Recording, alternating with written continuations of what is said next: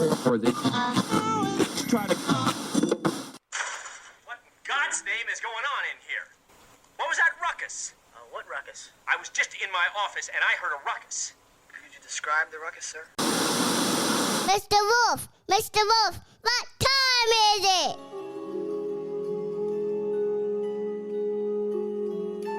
My nigga Moose.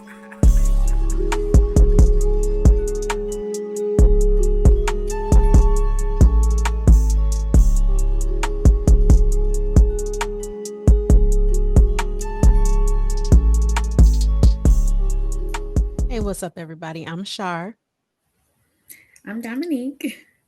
And I'm Tia. and this is the Unfiltered Motherhood. Welcome back to episode 2. Y'all, what's up? How's everybody doing? Good. Ready for Friday.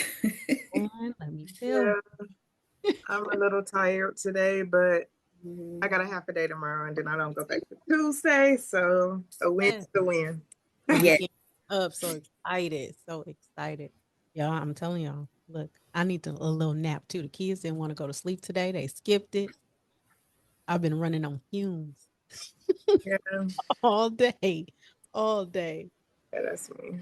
So this episode, we're going to talk about pregnancy, postpartum, and protecting your peace. This one hits different because I'm just coming fresh off of pregnancy and postpartum, still going through postpartum right now. But with this one is very special to me because it's heartfelt as well, and kind of it has a lot of ups and downs and a lot of railroads there. Now, all of us have been pregnant.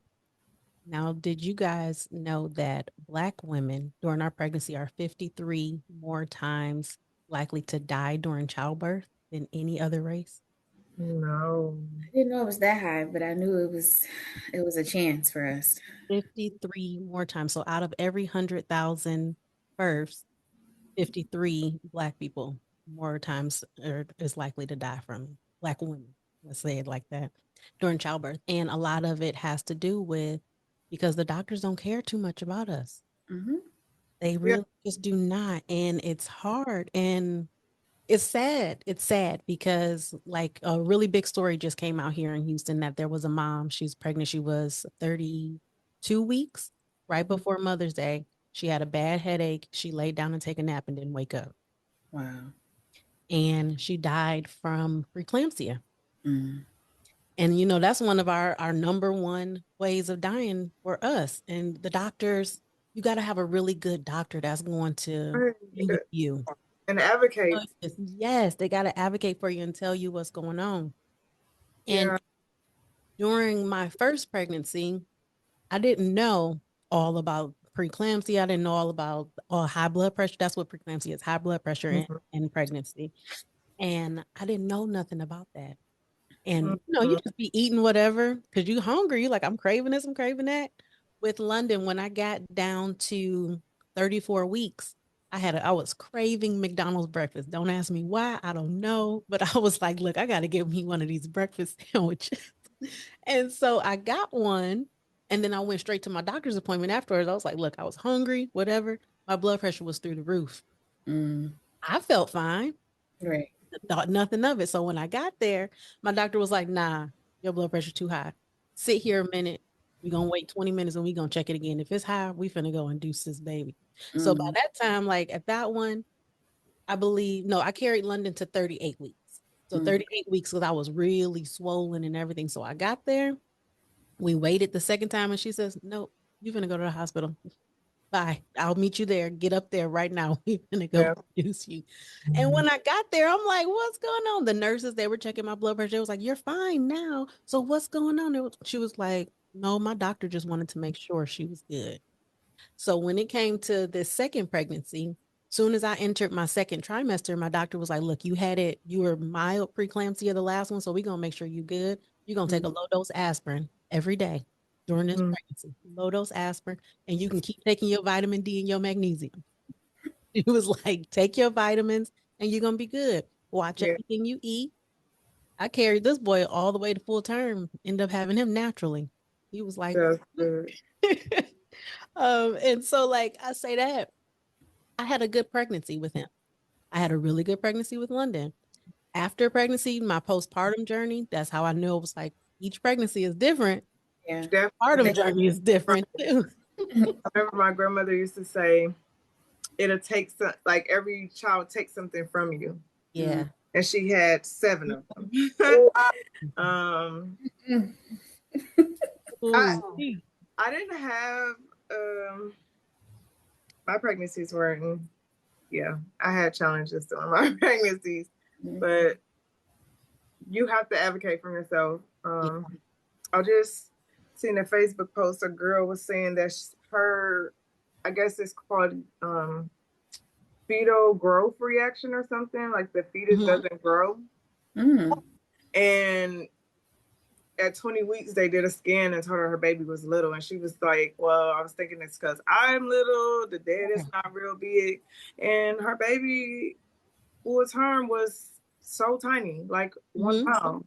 Wow. Yeah, I don't think he made it. She was on the post crying and she was just like, I want just people to be aware and I'm being transparent. And it was some other people on there, like, they went through the same thing and their kid turned 18, but some don't make it. And it's like, she feel like she was not listened to what her doctor said. And I feel like, and in our journey as women, we definitely have to advocate for ourselves. And really do. If you go to a doctor and they're not giving you or telling you what you need, you have to find another one. Because nobody is going to advocate for you like we will for ourselves. And most of the time, you can kind of feel or know, you know? That's right. Because you know your body. Yeah. You know something's not right. Mm-hmm. You know when something's not right. Damo, how was your pregnancy? I had a pretty good pregnancy. I would say I had a blood pressure scare while I was at work. And I worked at the hospital, so I was in the perfect place for it to happen. But like you, I was eating the shortcake ice creams like every day. I was just craving them every day.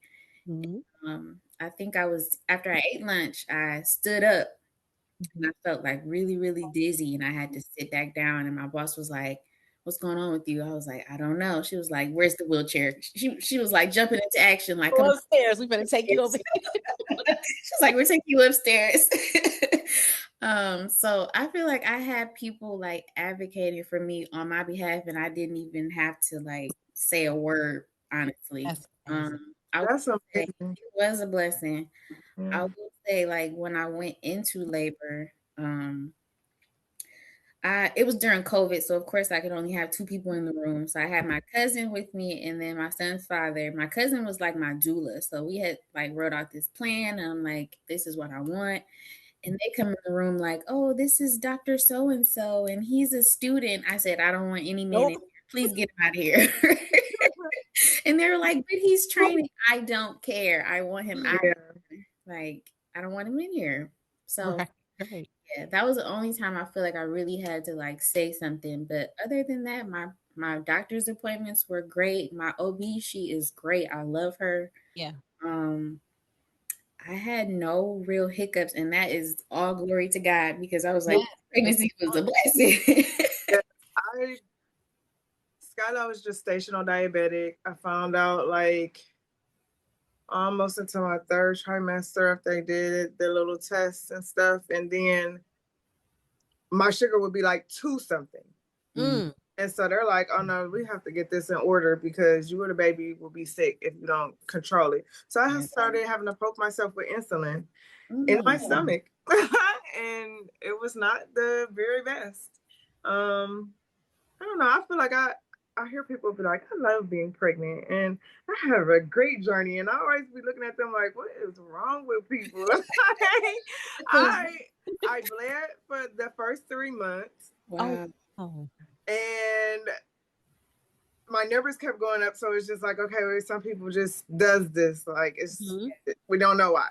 So then I became gestational diabetic. And I was like, are you kidding me? I was big as a house. I was like, this, like, I'm not looking forward to this.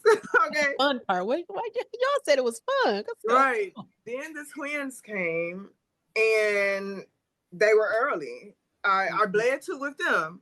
And then it like you're high risk, you have twins, you're already spotting. I spotted up probably up until maybe a month before having them, and I had them at 25 weeks. Wow. So it was like, what the heck? You know what I'm saying? I didn't even get to take the test to see if I was going to be gestational diabetic again or nothing. It was like, yeah. But I don't feel like the nurses were listening to me when I had them. I went into labor at 24 weeks, and it was like, okay, you're going to be put on bed rest. You're going to have to stay here. We at least need you to get to like 28, 30 weeks. Like twins are born early, but we need them to cook a little bit longer. Yeah. And so I'm like, okay.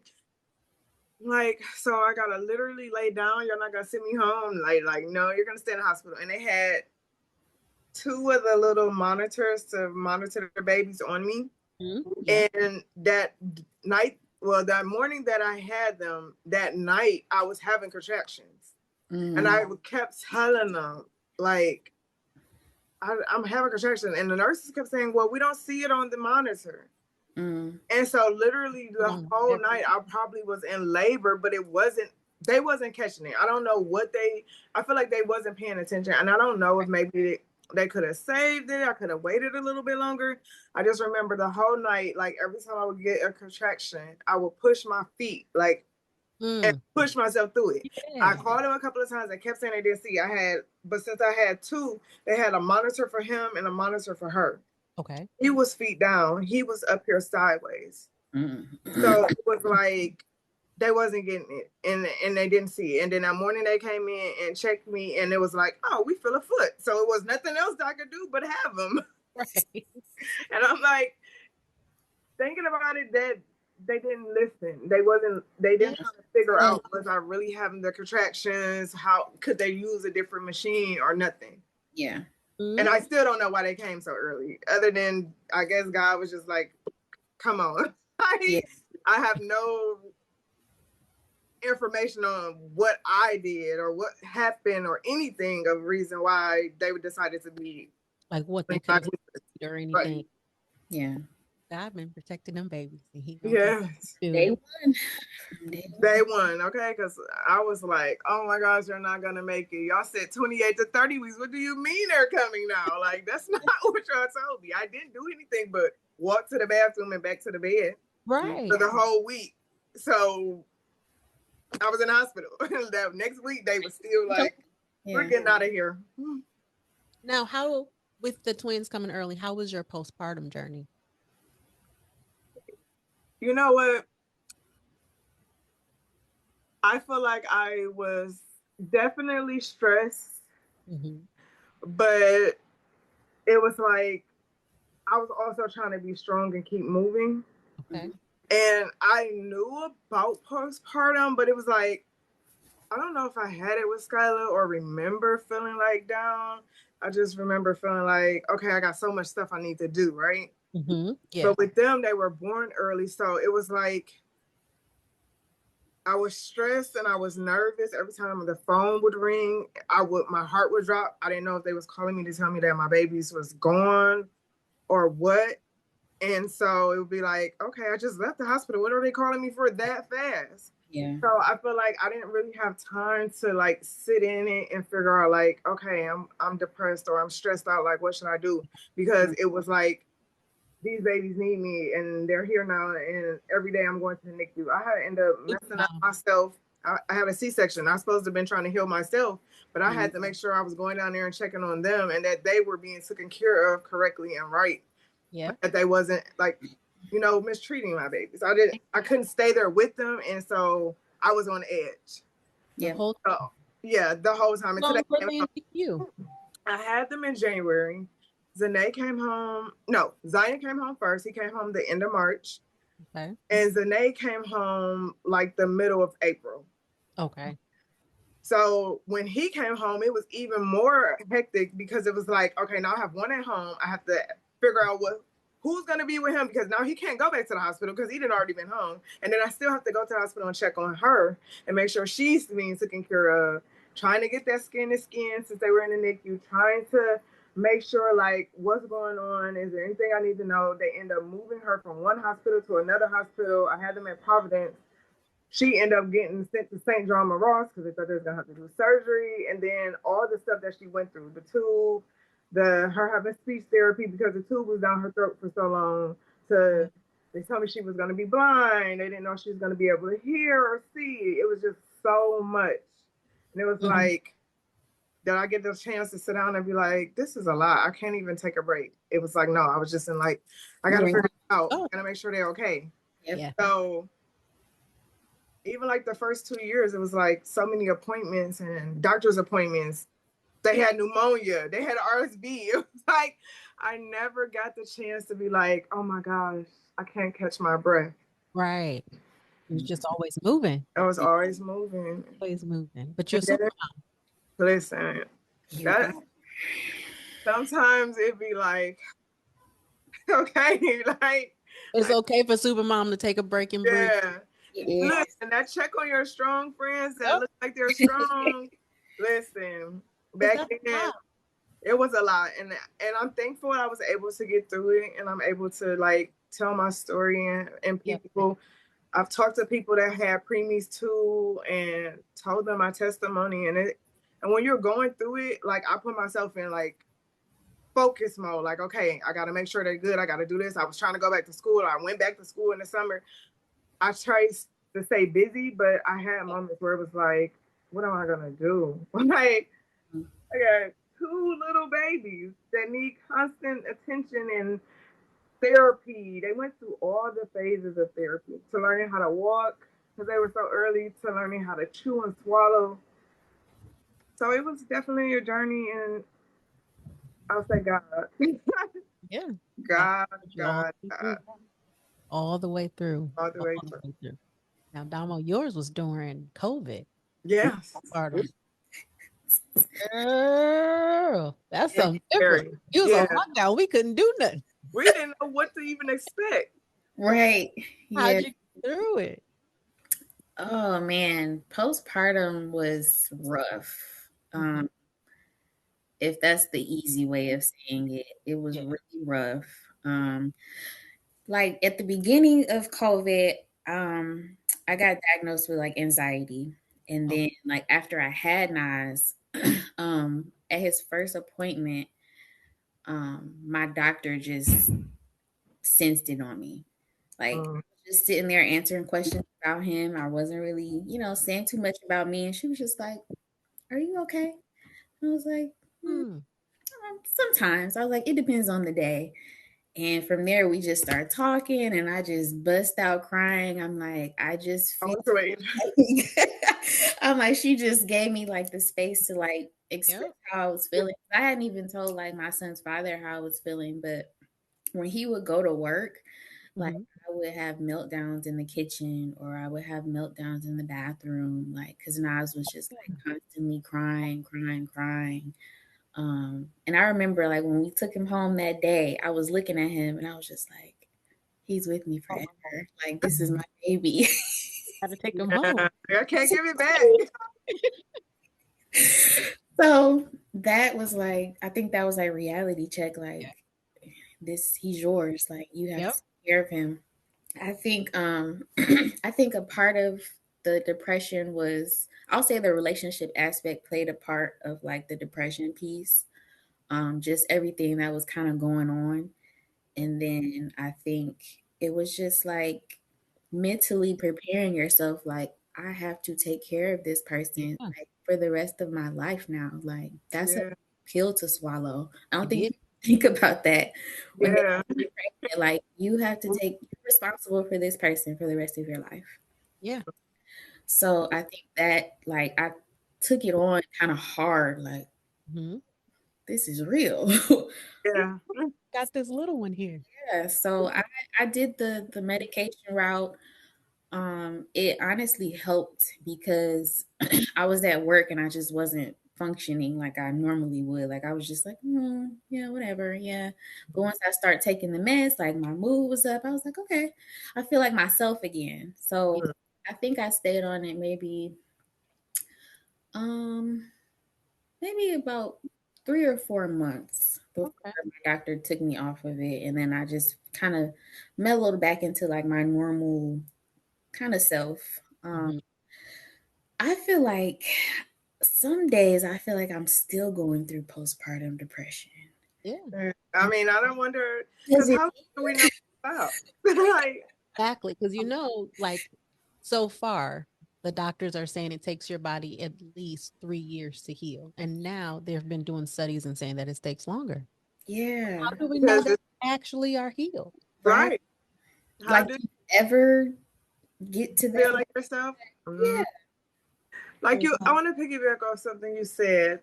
The doctor asked you, "Are you okay?" That question is so powerful, It Mhm. is. especially when you're going through it and you don't feel seen or heard. Mhm. And someone asks you that, it will literally make you cry because it's It like, will. I'm really not okay. But I'm trying Exactly. to be okay, but That's I'm one of those not. like, let me just give you a hug, and somebody give you a hug a little too long. Yeah. It Oh feel my like this is my goodness. moment I can be vulnerable and say, like, I'm not okay. Yeah. Exactly. Exactly. I will say my first pregnancy, first postpartum with London, I was like, I was ready for this. I'm Mhm. ready. I'm doing it. It was all, I'm a mommy. I'm so excited. I'm here. I'm taking care of this little one. Yeah. I had separation anxiety though. I could not be away from her because I went to my doctor's appointment one time and I kept texting Lowe's like, "You good? She good?" He was like, "We sitting outside because you can't come. We can't come in because it's COVID." And I was like, "Okay, but still, is she okay? Is she up? She sleep? What's going on?" And so while I'm at the appointment, my doctor's checking me, and she did the, "Why do you keep grabbing your phone? She's okay. She's Mhm. okay. She's with dad." And I was like, "Yeah, but I just got to make sure she's good." She's like, "You have separation anxiety." She's Mhm. like, "You have to, you got to take a break from her sometimes. She's okay." And I Yeah. was like, first I was in denial, like, "No, I'm good. That's what you do. You're a mom. Right. Take care of your baby. You got to be with them all the time." And it Right. was like, "No, it's okay for you to breathe. It's okay for you to take a step back." And I had to learn that in the first beginning because I was like, "No, it's my baby. She's supposed to be with me." And you Mhm. would have the mommy guilt, like, "Okay, no, why give her back?" Yeah. I'm breastfeeding her, give her back. I just want to hold her. No, no, she doesn't need anybody but mommy. Now, with Langston, postpartum journey completely different. I was ready. I was prepared. I had everything there. We got here to the house. Little bro was cool, chill. He fooled me in the beginning. Then as he started to get bigger, he was like, "Nah, you ain't putting me down." And I'm like, Mm. "Come on, I could at least lay London down. You'll lay him down, try to slide away." No, screaming. He's like, "Ain't nobody else touching me but you." Like scream to the top of his lungs. And I would just get to the point like, "Langston, chill, bro. Just chill. You all right?" He like, no. He's still Yeah. kind of like that. But like this postpartum journey, because I was off work longer, Mhm. I had two that I was dealing with. And I was like, oh, Yeah. so when he started having a meltdown, London would be chill for a little bit, but then she would have a meltdown. And I'm like, okay, like, You ganging up on mommy today. you can't be Right. doing this to me. I'm like, hold on, hold on. So to keep myself from having a meltdown, I'm like, let me just take a step back. Mm-hmm. Let me take a step back because Lo was here for the first 3 weeks. Then he had to go back to work. I was still off. My mama was at work. She would come through sometimes, but still, it was me and these two little ones. And this little one would get that baby kept crying. And I'm like, Langston, it's all right. I couldn't put him down. You know how you got to go to the bathroom with the baby? Yes. Oh, man. You pulling in the bouncer, pulling in the little thing. Yep. Still no. And I'm like, okay, he got to cry for a minute. You got to Mhm. cry for a minute. But girls, yo, Listen. that one, I felt like I got high on coffee all the time. I felt like coffee became my best friend. So then that way, that was my comfort drink. It wasn't even just to wake me up. It was just my comfort drink so I wouldn't crash out. Right. Yeah. Mhm. But I'm still in it. They're bigger now, but it's still, if London sees that he has a meltdown too long, she starts to have one. And she's like, "But mommy, I want you to hold me." And I'm like, "Oh my, still unloving him." So like London, I can talk to her and she'll understand it, but I'm still coddling and giving her baby, squeezing her like a baby. But Langston, he's still like, "Oh, okay, that's my mommy." And I'm like, "Boy, you gotta share." So we're still in that postpartum journey, still getting through it, still Yeah. figuring it out. Cause he'd be like, "Oh, daddy, hey, what's up? Fist bump. I love you, daddy. What's up? My man." but mommy, what's up over here? So can I have some more milk? Yeah. What you Yeah. doing? And boys and their mamas. Yeah, it's some type different. I love, love that. connection. Like it's Oh, crow baby. yeah. I've learned that. You said something about mom guilt. I think that's gonna always be a thing. Like I agree. even when they get older, it's still like the different phases that I went through. Them being young, me working, me trying to juggle everything and still fully show up.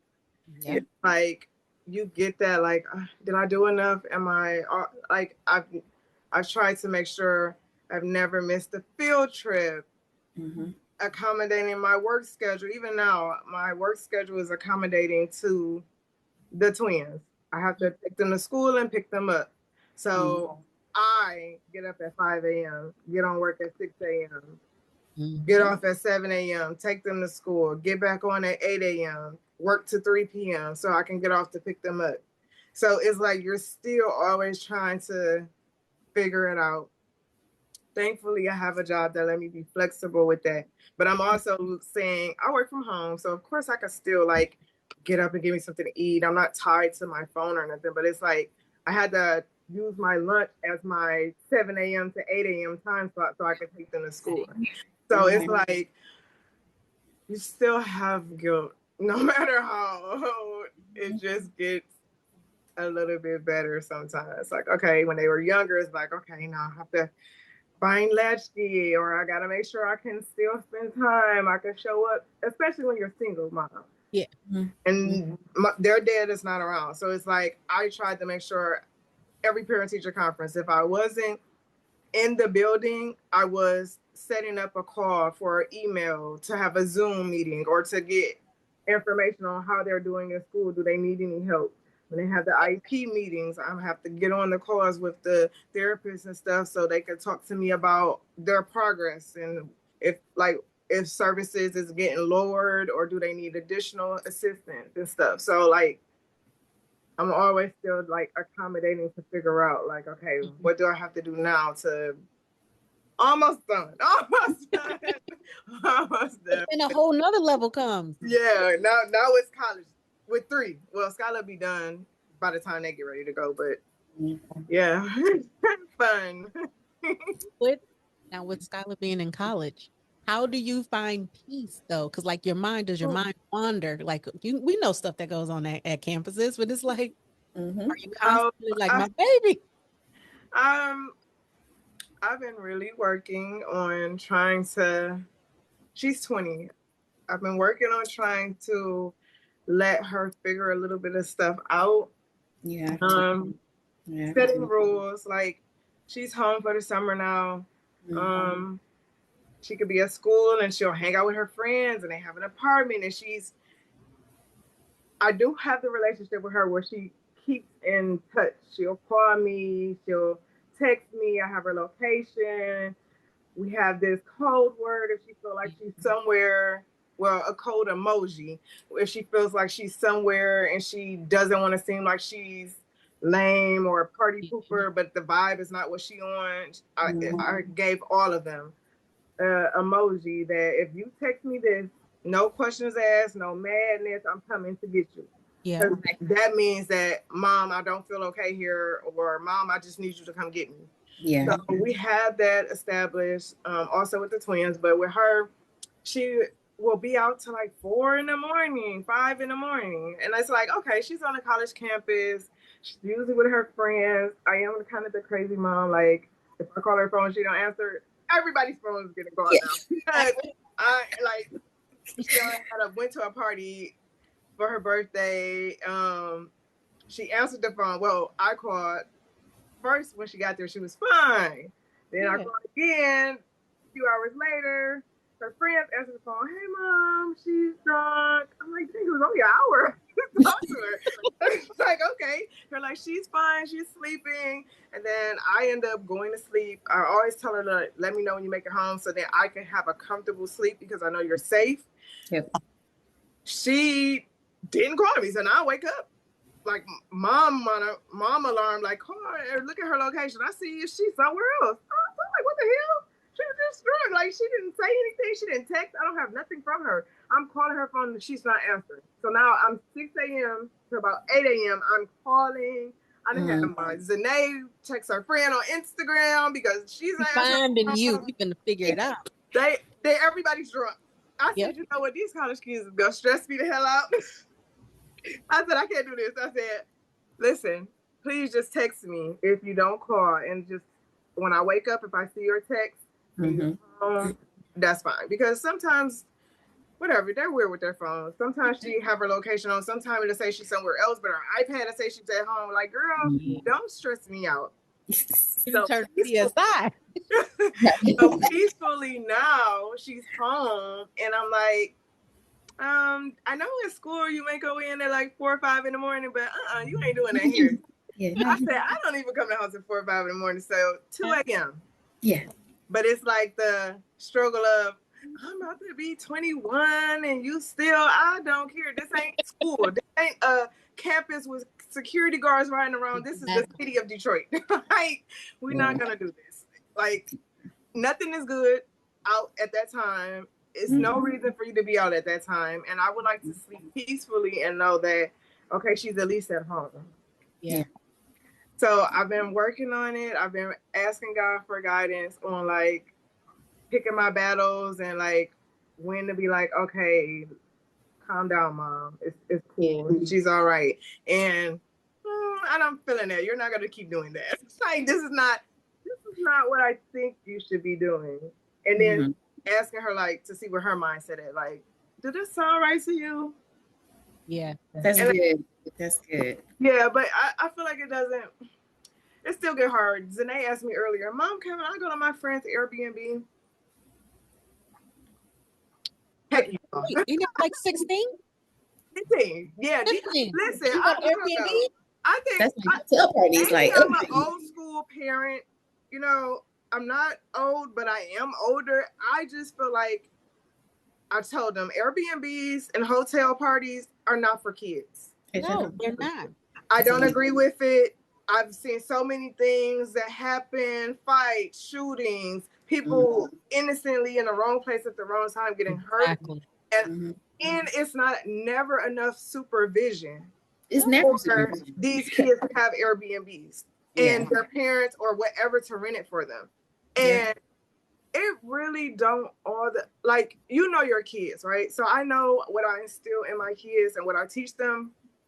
I'm really so much more nervous for other people's kids. Because I don't know y'all. Everybody is not raising their kids like I'm raising mine. Yeah.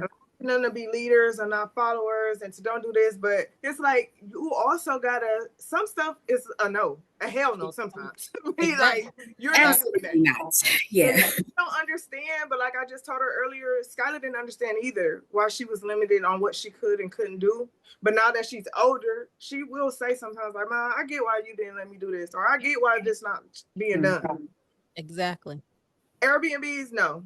No, because we live in a friend hotel party, no. TikTok and all these challenges that they got. So we live in this new world of where everything is funny. It's like, look, watch me do this to such and such. You know, no, we're not doing that. And they're not thinking. It's like, I know we was young at one point and we did certain things, but it's like they don't have a regard for life. They don't care. They don't. And that's what scares me. Scared.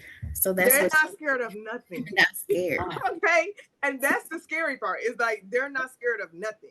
And it's like, I would rather be you're upset with me because I didn't let you do anything versus I let you do something and then something happens to you. Exactly. Or you're in the wrong place at the wrong time. Yep.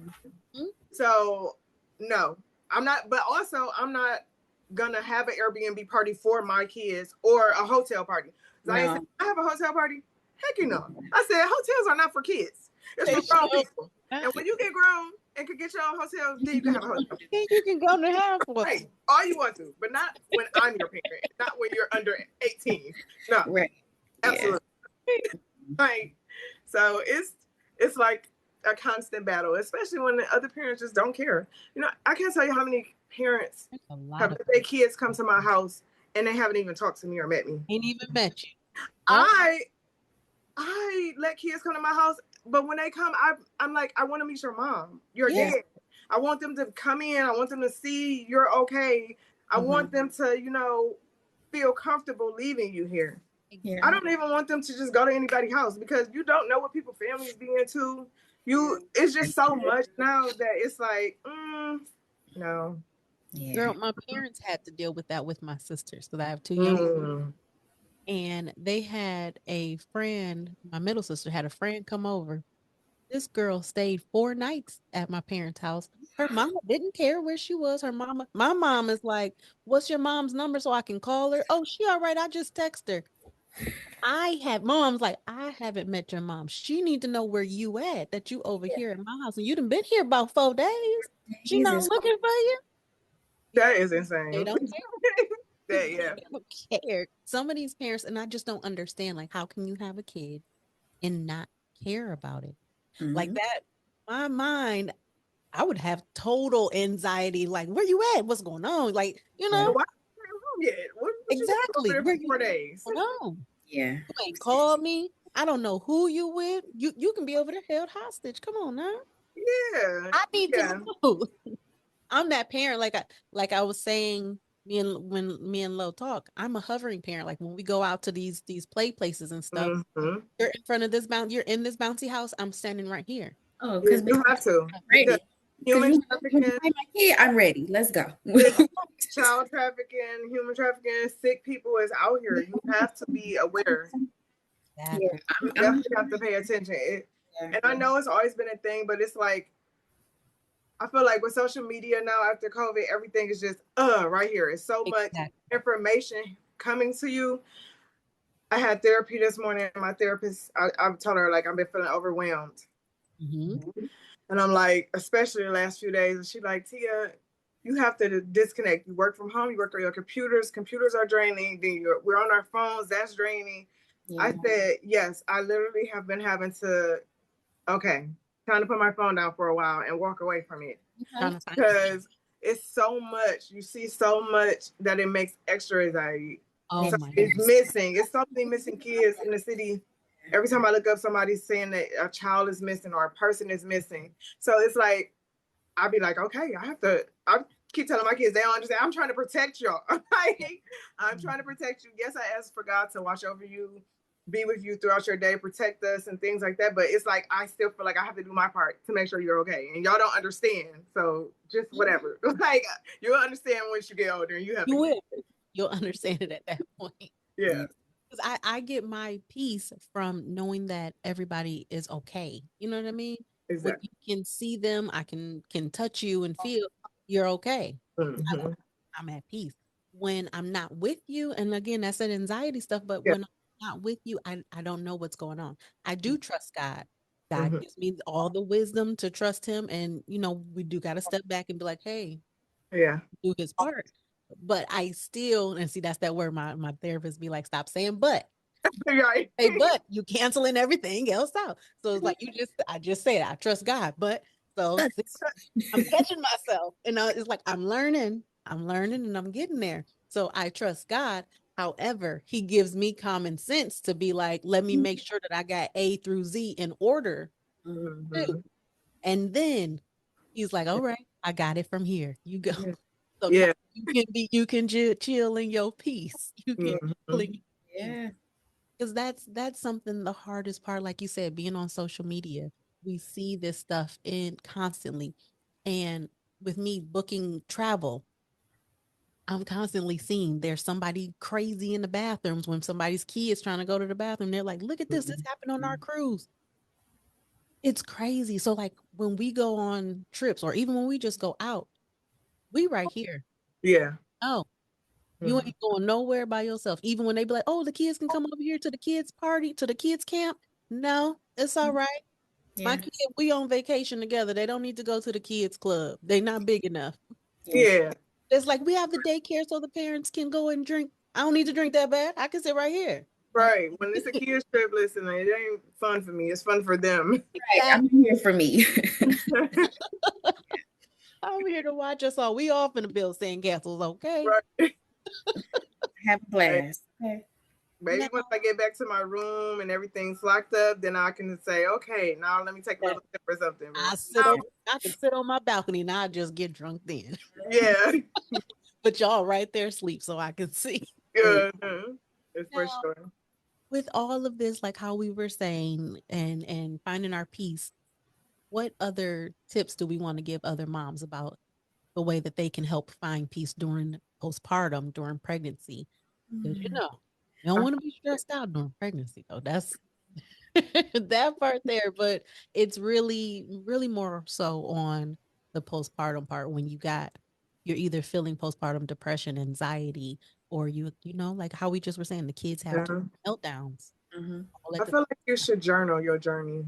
Yeah. That's I feel like that would be very helpful, even in like having another kid and identifying what you did to get out of that, the one before and what worked for you. If you journal, it'll help relieve like the anxiety and stuff that you're having, but also you can go back and look at it like, okay, this is what I did to get out of this.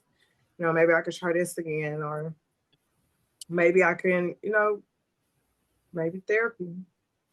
definitely. I will say therapy. Because sometimes it's just the right question being asked that'll make you be like, you know what, I never thought about it like that. Yep. Yep. Mhm. Yeah. And like you were saying with me, learning how that mom guilt, Yeah. learning that it's okay. That has been the biggest takeaway for me from both postpartum journeys. Mhm. It's okay. So like I told y'all, now I got my little spa time. I go to my spa. Uh-huh. I'm going out. Y'all, the other day, I was like, y'all want to walk? Lo said, well, I really don't. Bet you got the kids. I'm about to Right. go walk. Uh-huh. And when I tell you that walk by myself, I haven't had a walk by myself in a good minute. We've been walking as a family, but that Mhm. one by myself, It's that just turned into something like, y'all ain't got to go this time. All right. right. I'm gonna do this by myself. I'm good. I'll take the dog. I'll take her to pee. You good. You good. Just Uh-huh. kids for a minute. And I was gone for like an hour and a half. I did a good 2 miles, burned 200 calories. Yeah. I And it started. just feels good. It's freeing. It's like, okay. Your Yeah. mind is at ease. You can just kind of woo-sigh silently. Because I don't know. The last time I had a silent moment, when I did that walk, it was so silent. I could hear my own self. I could hear myself breathe. And I was like, oh, okay. Yeah. Yes. That's how it be too. Like, I can hear me breathe. It was like, oh, okay, that's different. This is Yeah. I ain't heard that in a while. Yeah. yeah, sitting in your stillness. Like, okay, all Mm-hmm. right. That woosah is I'll be saying that a lot lately. Woosah. Okay. yes, yes, yes. Yes. I'll piggyback off both of those, the walking and therapy. Um, and also what you said about like letting the kids be like with their dad. Like I'm in a co-parenting situation, so I'm finding peace with like, okay, he's with his dad. I don't know what they're doing, but I know he's good. I know he ate. Yeah. I know he's bathed. I know he's safe. So just having peace with that. Like he loves his daddy and vice versa. So they over there doing their thing. So I'm over here doing my thing. That's Just good. peace with that. Because I feel like at first it was kind of a struggle. Like if he didn't answer the phone, I'm like, well, where's my baby doing? Where's he at? Like, what are y'all doing? And somebody told me, I think it was one of his family members was like, he's good. Like, it's okay. You don't have to like hover. Like, he's okay. He's with his dad. Like he's going to protect him just like you would. Yeah. So, like, having that peace of mind, like, he with his daddy right now. Was it an older family member that said that? Yes. And that gives I bet. when it's Yeah. the older family member that says it helps you relax a little bit more. Yeah. Yes. You'll be like, they all right. Okay. Yeah. Okay. Yeah, she was like, go get your hair done. She's like, what are you worried about? I was like, you are right. I'm going to get my hair done. It's hard though. It do be hard to let that like when Skylar was in school and trying to, work and stuff. And she would be with her dad or her grandma, and I would be calling, and she did the same thing. Like, now I done had a bunch of kids. I don't need you to tell me how to take care of a baby. But It's like, but this is my first baby, so I don't even know what I should be really doing. Right. That you just feel instincts like, well, let me just check on my baby. Let me see what she's doing. Because if you don't call, then it's like, oh, you wasn't thinking about your baby, huh? Right. Yeah, I think about that too. Like, oh, so you ain't calling at all, huh? Like, oh, I was just enjoying my time. Yeah. It's a catch-22 because you be like, if you don't call, then y'all gonna be like, hey, why you wasn't calling? Yeah. Now I'm calling. Now you like, you don't need to call. Mm-hmm. Mm-hmm. Yeah. So our takeaway from this is healing takes time. Healing takes time. Healing takes time. Healing takes time. And God is present in every step of the way. Yes. Really. He is. Would you God steps, leading us in the direction we supposed to be going. He is. Now, on this last one, because this one was definitely hard. We're going to close it out a little differently. Okay. We want to close it out with a prayer for all our pregnant mamas out there. Yes. Because that's, y'all, we know this journey all too well. We know it all too well. Heavenly Father, in the mighty name of Jesus, we come to you first and foremost saying thank you, Lord. Thank you for another day. Thank you for life, health, and strength. Thank you for this wonderful podcast that you have put in everyone's ears, God. And God, we want to extend your grace and mercy to all of our pregnant mamas that's listening and all of our pregnant or our mamas that's going through postpartum, God. Please continue to keep your arms and protection wrapped around them. Bless them through their entire pregnancy. Let them have a full term pregnancy. Let them have a healthy pregnancy, a healthy delivery, and a healthy recovery. Bless them and the baby. Bless the hands that touch them, God. Bless the doctors, every doctor and nurse in the room. Let them be in the right mind and have the right heart set for this mama and that baby. And Heavenly Father, I ask that you heal them all through their postpartum journey. Remove any postpartum depression, remove any postpartum anxiety. And God, protect that baby and protect that mama. And let them all turn to you. In the mighty name of Jesus, we pray. Amen. Amen. Amen. Oh, Yeah. this has been a good episode. Yeah. Told y'all, every time we do this, I feel good. Yeah. It Yeah. I took feel me like a moment away too. it's that feeling like if you was doing the coloring book or something. Like Uh-huh. that. Exactly. Hey, Pata.